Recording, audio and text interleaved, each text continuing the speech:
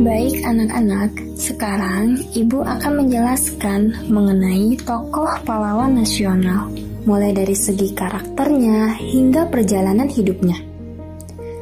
Mungkin tokoh yang satu ini jarang kalian dengar atau bahkan tidak ada yang mengenalnya di era sekarang.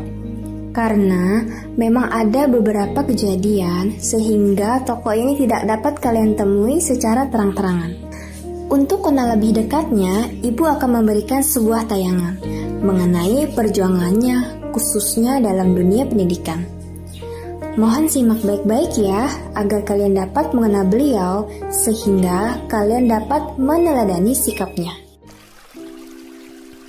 Dersik angin, gemuruh tenang aliran sungai di tanah Minangkabau. Hasrat kemerdekaan semakin tercium dengan lahirnya seorang laki-laki dengan nama Sultan Ibrahim atau dikenal dengan nama Tan Malaka.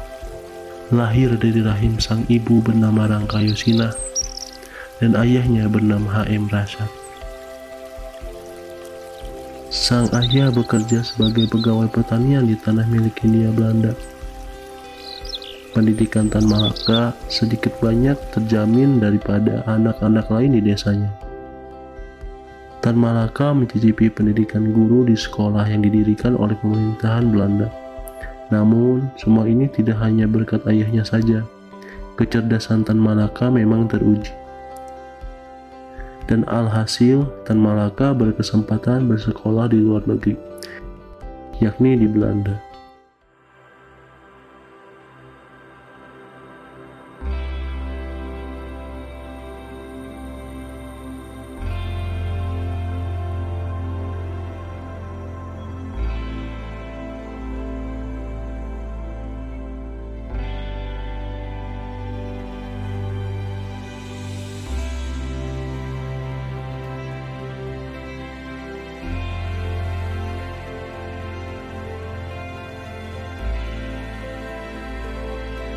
Setelah 2 tahun berlalu, Tan Malaka hidup di negeri kincir angin.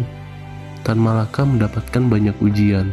Metode belajar di Belanda tidak sesuai dengan apa yang selama ini dia pelajari. Selain metode belajar, Tan Malaka juga mendapat ujian, mulai dari penyakit yang ia derita hingga kurangnya uang untuk bertahan hidup selama tinggal di Belanda.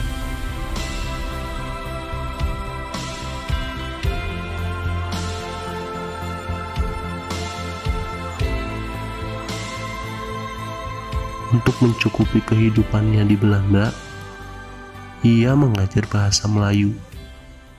Namun, akibatnya ia berkali-kali gagal dalam menempuh ujian untuk mendapatkan ijazah. Pada tahun 1919, Tan Malaka pulang ke tanah air dengan membawa ijazah guru yang ia miliki.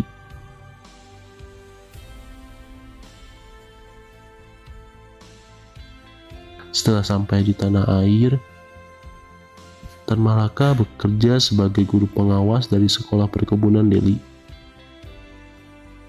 Selama mengajar, Tan Malaka sering berbincang-bincang dengan siswanya dan juga mengunjungi rumah mereka. Dia ingin mengetahui tabiat, kemauan, dan kecondongan hati masing-masing anak. Selain mengurus pendidikan, Tan Malaka juga merampung keluh kesah para kuli kontrak yang terjerat berbagai peraturan kontrak yang tidak bisa dipahami para kuli. Karena memang para kuli tersebut terbelenggu oleh kekolotan, kebodohan, kegelapan sekaligus permainan judi. Disinilah ia melihat langsung sistem kapitalis imperialis yang memeras, menindas, dan menghisap kaum terjajah. Karena tidak kuasa melihat ketimpangan yang terjadi, ia membangun pergerakan. Namun usahanya diketahui administrator perkebunan tersebut.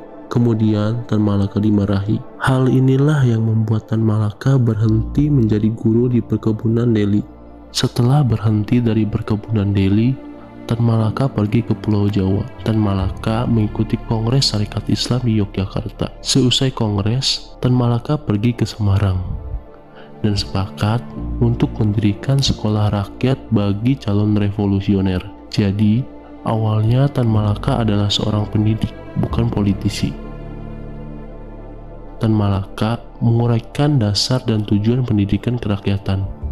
Pertama, perlunya pendidikan keterampilan dan ilmu pengetahuan seperti berhitung, menulis, ilmu bumi, dan bahasa. Kedua, pendidikan bergaul atau berorganisasi dan berdemokrasi. Ketiga, pendidikan untuk selalu berorientasi ke bawah.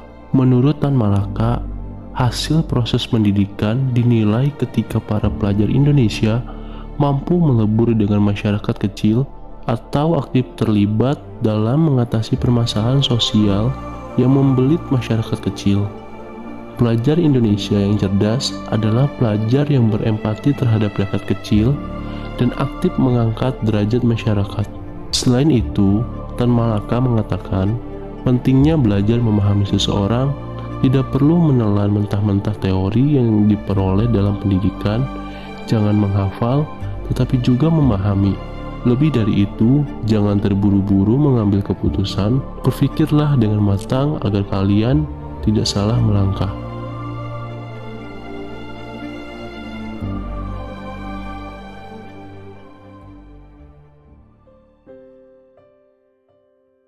Nah, begitulah anak-anak. Ibu yakin kalian dapat memahami poin-poin dari tayangan tersebut.